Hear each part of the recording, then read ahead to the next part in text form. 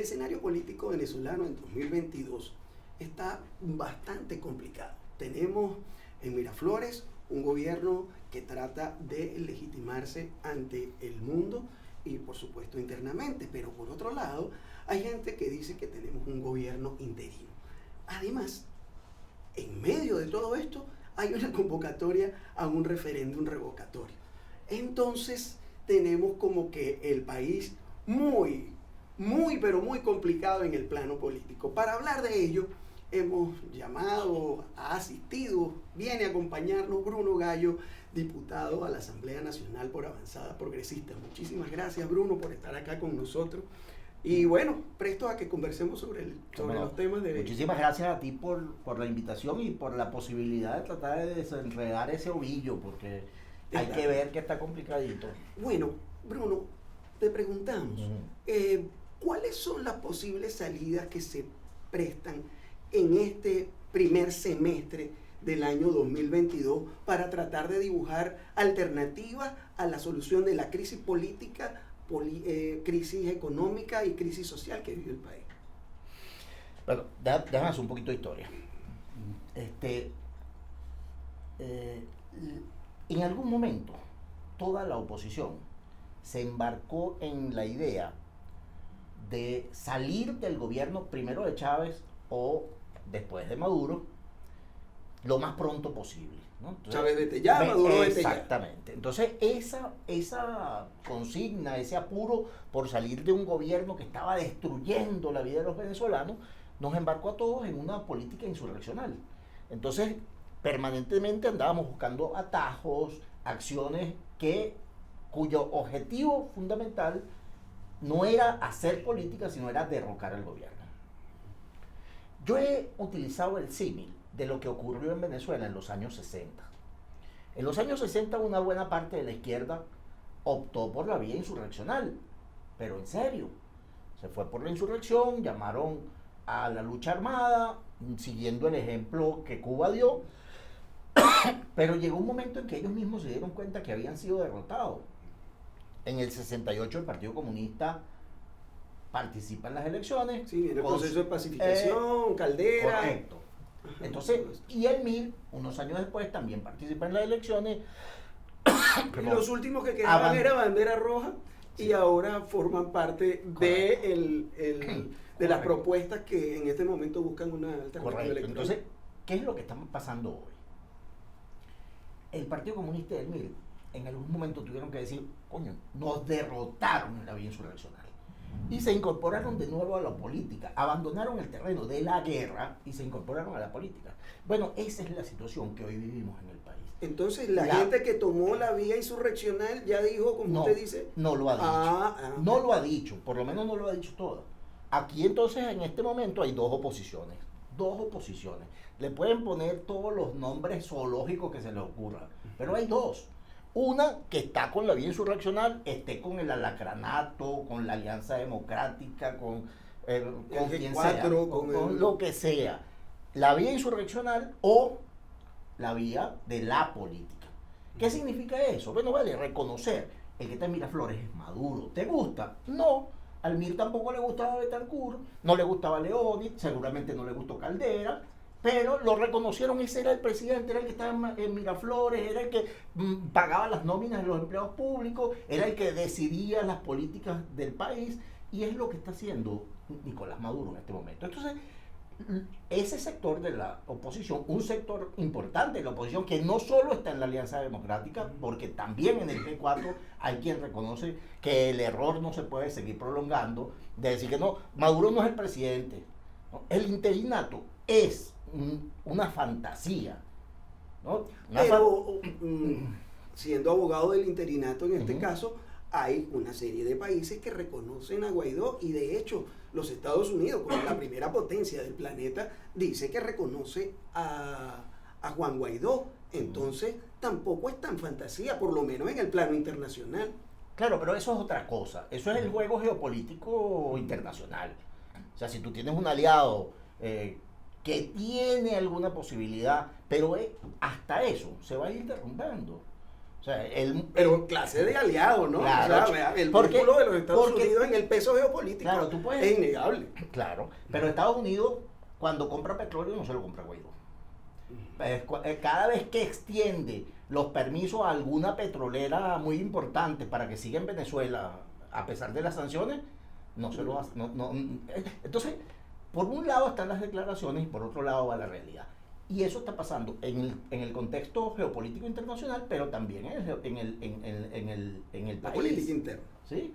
O sea, en el país está pasando que cada vez más fuerzas del G4 reconocen que seguir en el interinato es una torpeza. Los resultados de Varina, a su manera de ver, ¿qué influencia tienen dentro de ese reacomodo en las fuerzas de la oposición? ¿Atenta contra el interinato los resultados de Varinas?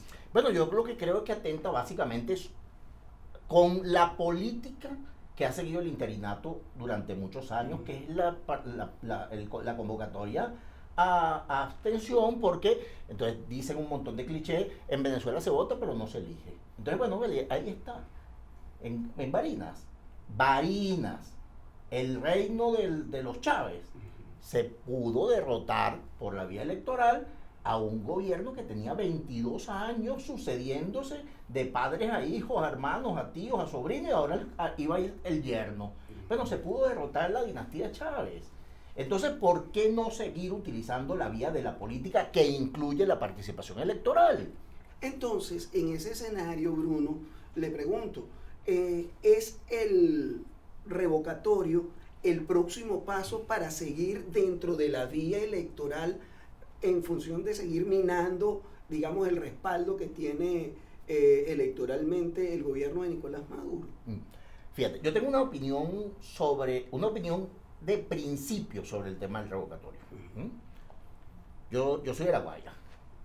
Yo no sé si tú te acuerdas de aquella locura que se incluyó en la ley orgánica del régimen municipal alguna vez, que era que si los concejales votaban en contra de la memoria y cuerda del alcalde, el alcalde era sustituido. Sí, bueno, lo recuerdo. Eso fue generador de una inestabilidad en los municipios y especialmente en el de La Guaira, donde un tipo que estaba haciendo una buena gestión con una especie de conspiración de los concejales lo sacaron. Sí, sí. Le improbaron la memoria. Okay. Yo creo, mutatis mutandis, sí, que el referéndum es exactamente eso. Es una figura constitucional, sí, pero generadora de inestabilidad, porque en el momento en que tú estás en la mitad de tu periodo, que probablemente has tenido que tomar decisiones que son impopulares en la primera parte del periodo, entonces en ese momento te sometes al referéndum. Entonces, ¿qué es lo que estás obligando a hacer al gobernante? Bueno, a hacer populismo los 3 primeros años para que no lo saquen. Entonces, yo creo que eso es una figura, teóricamente, no estoy hablando de que si Maduro o Chávez o quién puede ser revocado, es una figura generadora de inestabilidad, tanta inestabilidad como esa locura que inventó Chávez de la reelección indefinida. Entonces, para mí, yo creo que en algún momento los venezolanos tenemos que poner los pies en la tierra y decir, esas dos cosas hay que sacarlas de la Constitución. Es decir, la reelección indefinida y el referéndum revocatorio. Las dos cosas hay que sacarlas de la Constitución. Ok, pero veamos el revocatorio hoy, 2022. Bueno, el revocatorio tiene unos pasos. El primero es constituir una organización política que la impulse. Entonces tienes que recogerse una firma. Bueno, ya está, ya lo recibieron, el gobierno, las dos que se adhirieron. Eso ya se pasó. Extrañamente, el CNE elimina ese paso. Bueno, sabrá Dios por qué.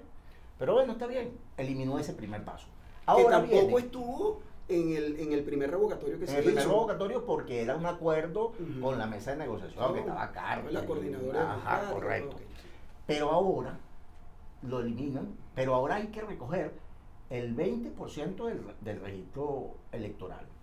El registro electoral son un poco más de 21 millones. Son como 4,23 millones de. Correcto. Hay que recoger firmas. 4.200.000 firmas. Redondeémoslo ahí. Bueno, la oposición acaba de sacar, toda junta, todas las oposiciones acaban de sacar un número cercano a ese, pero son votos secretos. La firma son firmas públicas, con un antecedente terrible, fascistoide, una lista que se convirtió en una especie de estrella amarilla en la solapa de la chaqueta. De letra escarlata. Sí, yo conozco gente a la que votaron de sus trabajos y tal. Entonces tú le vas a pedir a la gente, a 4.200.000 y pico personas, que vayan firmes. Entonces no está de acuerdo con el revocatorio. Ya. ¿Cuál es la salida política? Ya voy. Pero además, ¿no? Tú tienes que lograr, suponiendo que recoges las firmas, Ajá. que vayan a votar el 25% del padrón electoral. 5 millones y algo. Exacto. Y después, para ganarle a Maduro, tienes que sacar más votos que él en el 2018. 6.200.000 y pico votos, ¿no? Entonces tú dices, bueno, ¿valdrá la pena embarcarnos en esa aventura, digamos, que requiere tanto esfuerzo, pero además que ni siquiera sabemos si el Tribunal Supremo de Justicia o cualquiera de los organismos Pero quienes defienden esa posición dicen, bueno, entonces no damos la pelea, No. nos la calamos. No, lo que hay es que dar la pelea que se gana. Y la pelea Y esta es imposible de ganar. yo creo que sí. Sí, está bien. Con franqueza. Porque O sea, además, después de eso, si se gana hay que ir a unas a elecciones. los 30 días tienes que tener un candidato. Y eso no está constituido Yo no en este lo- momento. no lo veo. Y no es posible generar en un año un proceso que le diga a Venezuela, aquí está el hombre. Si lo hacemos en un año, Ujú. ya no hay elecciones, ¿no? Porque además Tendría que ser en tenemos 6 que meses, hacerlo antes de la mitad del periodo, porque si no se queda el vicepresidente gobernando pasó el nada. resto del periodo y no pasó nada. Entonces todo es demasiado precipitado, con muchas posibilidades de resbalones, en lugar de dedicarnos de aquí al 2024 a organizarnos, a unirnos, a buscar alternativas, a ¿Cómo se hace construir eso? Bueno, ¿Cómo se hace eso en una oposición tan variopinta como usted mismo lo refleja y que pareciera tener demasiadas cabezas y demasiados intereses? ¿Cuál va a ser ese espacio de encuentro para lograr una propuesta interesante para el 2024? El único espacio de encuentro posible es una agenda mínima común, ¿no? O sea, yo no me puedo poner de acuerdo con Leopoldo López en todo, pero sí puedo ponerme de acuerdo con Leopoldo López en 3 cosas. ¿Cuáles serían esas Esas 3 cosas serían prepararnos para el 2024.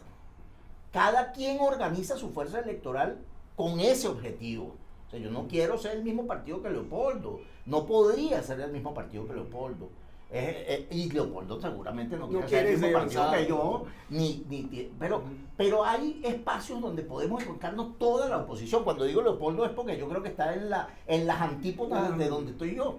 Pero hay espacios donde se puede encontrar toda la oposición. ¿Qué es lo que ha venido reclamando alguna gente de la oposición toda la vida? Oye, vale, decidamos una estrategia. Decidamos cuáles son las tácticas que apoyan esa estrategia y vamos a concentrarnos en eso. No más, por aquí apareció un atajito, me voy por ahí. No, chicos, vamos a concentrarnos en una línea estratégica. Bruno, eso lo venimos escuchando hace mucho tiempo. Uh-huh. Y uno, como espectador, como gente que sigue el tema político, trata de ver cuáles son esas acciones. Porque la otra cosa que sucede es que vean los partidos totalmente ajenos a lo que la gente está deseando. Y hay ciertamente una actitud política de la población venezolana de darle la espalda a los partidos. Uh-huh. Y el resultado de las elecciones es parte de eso. Uh-huh. 46% solamente de participación. Cuando donde hubo mayor participación, bueno, tuvo mejores resultados la oposición. Claro. El problema es que si tú tienes como referente político de quien se enfrenta al gobierno una gente que ha cometido tantos y tan variados errores, y todos hemos cometido esos errores, o sea, pues yo estoy de un lado de la oposición, pero aquí todos hemos cometido errores, entonces hay que como que hacer un borrón y cuenta nueva y comenzar desde el principio, ¿no? O sea, ponernos de acuerdo en 3 o 4 cosas, y avanzar en esa. Y una de las cosas en las que hay que ponerse de acuerdo es cómo generarle confianza a los electores, a la población, ¿no? ¿Cómo le generas tu confianza a alguien a quien has defraudado tantas veces? Lo convocaste a marchar y marcharon, lo convocaste a votar y votaron, lo convocaste a no votar y no votaron. Entonces, coño, pero vamos a ofrecerle, mira, vale, el camino es clarito. que este es rojo rojito, este es rosadito, este es anaranjado y este es blanco. Bueno, vale, no importa, pero en estas 4 cosas estamos de acuerdo. Entonces darle a todas esas oposiciones una agenda mínima. No vamos a poner de acuerdo en cosas pequeñitas. Rocambolescas. No, vale, en 3 o 4 cosas, en las que nos lleven a derrotar el modelo autoritario que representa el chavismo. Para cerrar, Bruno, la posibilidad de retomar el proceso de negociación de México o alguna otra forma de negociación no sería uno de los puntos de la oposición para tratar de conseguir salidas a la crisis multidimensional que vive el país. Yo creo que la única manera de resolver la crisis en toda su dimensión, ¿no? Porque una de las cosas por las cuales la oposición no reúne los afectos que debería reunir es porque sacó de la mesa de negociación los problemas de la gente, ¿no? Entonces, la gente no acompaña a estas oposiciones y a sus tumbos, entre otras cosas, porque no ve en su accionar reflejado sus necesidades, sus aspiraciones, ¿no? Entonces, la negociación es la única manera de avanzar hacia tener una mejor calidad de vida, prosperidad. Y eso no significa que estés traicionando a nadie. Lo que significa es que estás viendo hacia el futuro más desde el punto de vista de un hombre de Estado o de una mujer de Estado o de unas organizaciones que entienden hacia el futuro al que vamos, y sentarnos con los oponentes del chavismo, el otro lado de la oposición, a buscar salidas para resolver la crisis, no para alcanzar el poder solamente, sino para resolver la crisis.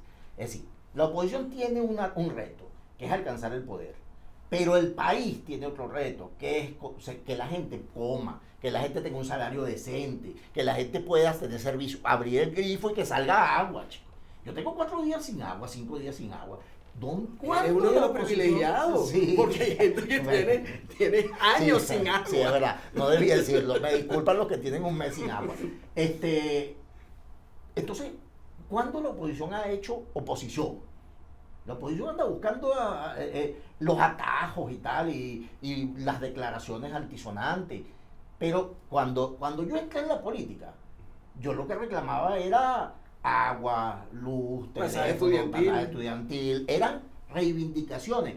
Las reivindicaciones van construyendo las organizaciones, ¿no? Entonces, bueno, los hospitales no sirven, pero la oposición no tiene nada que ver con eso.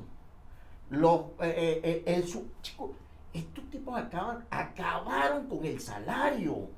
Yo le decía el otro día a Vanessa una cosa que he venido repitiendo mucho. Este gobierno, con su discurso de izquierda, logró lo que los neoliberales han soñado siempre, ¿no? Acabaron con todas las reivindicaciones de los trabajadores, acabaron con los sindicatos, o sea, hicieron lo que los neoliberales... ¿Y están trabajando los partidos políticos en esa instancia? No. Bueno, es decir, nosotros y por ejemplo, Avanzada Progresista... Avanzada Progresista tiene... ¿Qué está haciendo para eso? Diciendo que ese es el camino, hacer oposición dentro del marco de la Constitución, participar en elecciones, construir organización, y esa es la agenda nuestra. Y dentro de la agenda, ya para cerrar, Bruno, como miembro de la Asamblea Nacional, ¿qué se propone Avanzada Progresista, la Alianza Democrática, que no sabemos si Varina le escribió el epitafio, como propuestas de leyes para este primer periodo de sesiones del año? Sí, primero, no nos llamemos engaños. La Alianza Democrática es una realidad más allá del fallido intento de Claudio, que Avanzada Progresista no acompañó. Ahí hay organizaciones que son organizaciones, o sea, que no es solamente una política detrás de la cual hay 3 o 4 figuras, hay organizaciones. Entonces, no hay epitafio todavía, por lo menos o sea, los epitafios se escriben con muchos y múltiples errores, no con uno. Entonces, yo creo que la agenda de Avanzada Progresista en la Asamblea Nacional y en la calle es exactamente lo mismo. Es defender los derechos de la gente, defender la calidad de vida de la gente, defender el futuro de los chamos que estudian en colegios destartalados, defender el salario de los maestros, de los médicos, de los trabajadores. Y en eso vamos a estar desde una minoría, lo cual a mí no me hace la más mínima mella. Yo fui militante de la Liga Socialista que siempre tuvo un diputado, David Nieves. Y David Nieves lo que hacía era decir lo que tenía que decir. Y eso es lo que le corresponde a una minoría en una Asamblea Nacional. Decir lo que tiene que decir, aunque al gobierno no le guste y al otro lado de la oposición tampoco. Aunque a veces aparecen decisiones aprobadas por unanimidad que uno a veces espera una respuesta de los diputados de oposición. Habrá que corregir, ser más cuidadoso, ser más incisivo, no confiar en la dinámica abrumadora de la Asamblea Nacional y tomarse el tiempo necesario para disentir. Bueno, muchísimas gracias Bruno por estar aquí con nosotros y con ustedes. Hasta la próxima.